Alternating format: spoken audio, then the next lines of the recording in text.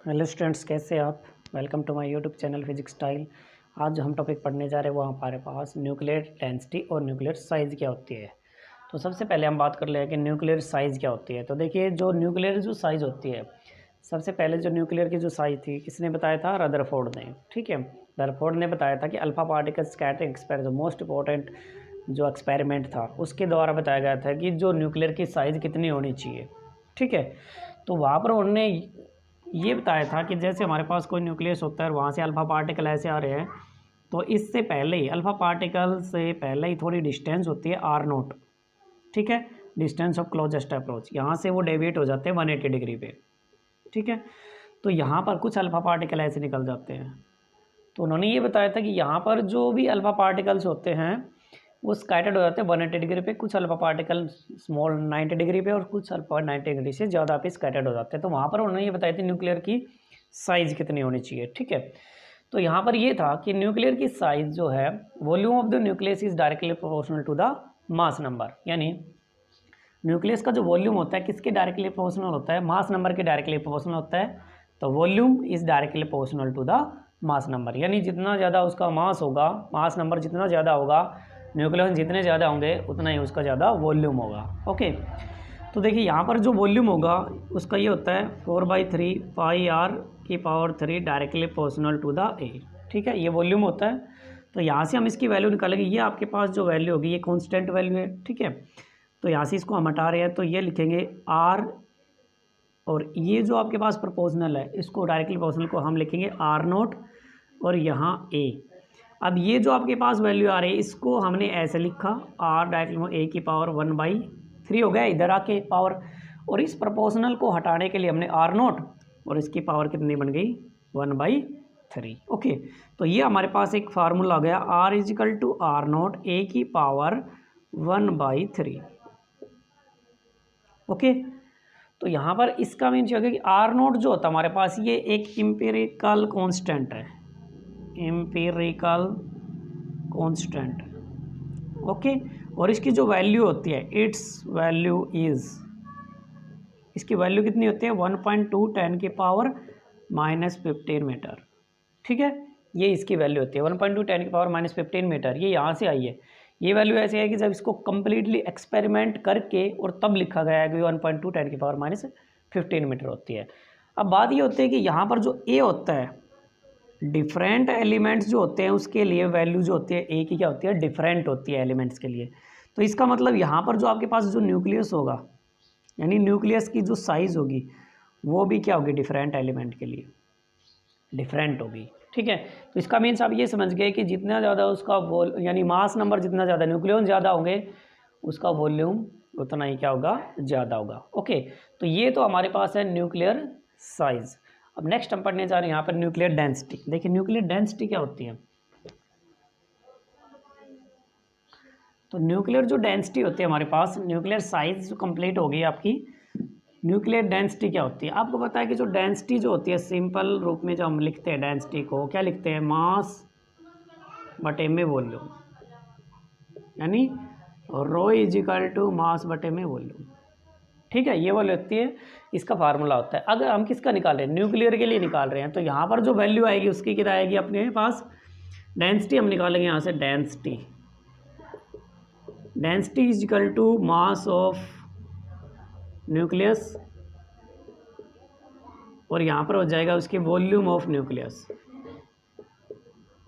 Volume of nucleus. ठीक है, अब आपके पास यहाँ पर डेंसिटी का फार्मूला हम यहाँ पर रखेंगे तो वैल्यू कितनी बनेगी? Rho is equal to m a upon में 4/3 पाई आर क्यूब, आर की पावर क्यूब। तो ये मास ऑफ न्यूक्लियस, न्यूक्लियस का मास यानी एम ए, एम ए का मतलब यहाँ पर क्या हो गया? ये आपके पास हो गया मास नंबर, जो आपके पास एलिमेंट्स होते हैं मास नंबर अलग अलग के लिए, और ये हो गया आपका average mass, average mass of nucleons, average mass of the nucleus. ठीक है, और ये हो गया मास नंबर। तो आपके पास वैल्यू यहाँ पर क्या निकल के आएगी? यहाँ पर हम वैल्यू पुट करें, क्योंकि आर की जो वैल्यू हमने अभी पढ़ी है न्यूक्लियर साइज में, इसकी वैल्यू कितनी होती है? तो आर आपके पास आएगा आर नोट ए की पावर 1/3 ये होती है आर की वैल्यू, होती है न्यूक्लियर साइज़। हम इसमें ये वैल्यू यहाँ पुटअप करेंगे तो रो की वैल्यू आ गई ma/में 4/3 पाई।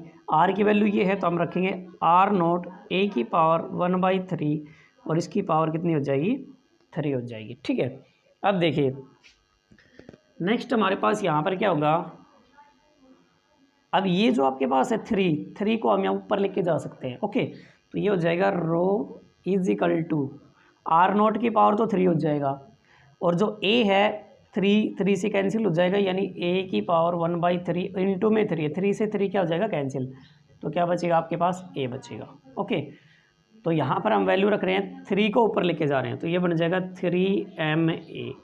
नीचे आपके पास वैल्यू कितनी आएगी 4 पाई और r0 की पावर कितनी हो गई है 3, क्योंकि यहाँ से ये कैंसिल हो गया और इसकी पावर बन गई 3 और ये क्या बच गया आपके पास a बच गया। a को ऐसे क्या कर देंगे कैंसिल आउट कर देंगे तो रो की वैल्यू क्या बनेगी 3m 4 पाई r0 की पावर 3, ये बन गया। अब देखिए ये जो आपके पास वैल्यू आ रही है इसमें हम वैल्यू पुटअप करते हैं इसकी, जो भी वैल्यू होती है इसकी वो यहाँ पर हम पुटअप करेंगे। देखो रो 3 इंटू में इसका मास कितना होगा, ये जो आपके पास वैल्यू आ रही है ना m की वैल्यू कितनी होगी यहाँ पर, तो जो आपके पास यहाँ पर जो ये हमने मास निकाला है mass of the nucleus mass of the जो आपके पास आया mass of the nucleus and volume of the nucleus, यहाँ पर हम क्या इसकी वैल्यू रखेंगे m की वैल्यू, पाई की वैल्यू और r0 की वैल्यू, तो आपके पास क्या निकल के आएगा रो की वैल्यू आपके पास यहाँ पर निकल के आएगी। ओके, तो देखिए यहाँ पर जो हम वैल्यू ये रखेंगे तो ये हो जाएगा रो = 3 इंटू में मास कितना हो जाएगा 1.6 10 के पावर -27 और यहाँ पर आपके पास क्या हो जाएगा 4 पाई की वैल्यू 3.14 इंटू में r0 की वैल्यू आपने निकाली थी 1.2 10 के पावर -15 और इसकी पावर कितनी हो जाएगी 3। ये जो आपके पास वैल्यू आई है, अब देखिए यहाँ पर हम नेक्स्ट करेंगे यहाँ पर वैल्यू ये 1.2 10 के पावर -15 इसकी पावर 3 होगी। जब हम इसको सोल्व करेंगे तो आपके पास वैल्यू कितनी निकल के आएगी 2.3 इंटू 10 की पावर 17 किलोग्राम पर मीटर क्यूब। ठीक है, ये वैल्यू आपके पास निकल के आएगी। तो यहाँ पर आपके पास था न्यूक्लियर साइज़ और न्यूक्लियर डेंसिटी। अब ये होगी आपके पास न्यूक्लियर डेंसिटी जब हम इसके अंदर ये वैल्यू पुटअप करेंगे तब। ओके, तो अब बात ये होगी कि आपके पास जो न्यूक्लियर डेंसिटी, ये जो न्यूक्लियर डेंसिटी होगी यहाँ पर ये जो m होगा ना m और आपके पास जो एक और वैल्यू आ रही है m और r0, ये इस पर क्या नहीं करेगी डिपेंड नहीं करेगी। तो ये m एंड r0 ये क्या है r कांस्टेंट, ये कांस्टेंट वैल्यू है इसलिए रो जो होगी सेम होगी ना, क्योंकि इस पर डिपेंड नहीं करेगी, कांस्टेंट हो गया तो रो क्या हो जाएगी rho is same for all elements, same for all elements, सब एलिमेंट्स के लिए आपके पास ये जो वैल्यू आएगी रो की वैल्यू क्या हो जाएगी सब के लिए बराबर होगी, क्योंकि ये m पे और r पे डिपेंड नहीं कर रहा, इसलिए रो की वैल्यू सब एलिमेंट्स के लिए क्या हो जाएगी यानी डेंसिटी क्या होगी उसकी बराबर हो जाएगी। ठीक है, ये था जो न्यूक्लियर डेंसिटी और न्यूक्लियर साइज़। ओके गाइस, तो मिलते हैं हमारे नेक्स्ट वीडियो में।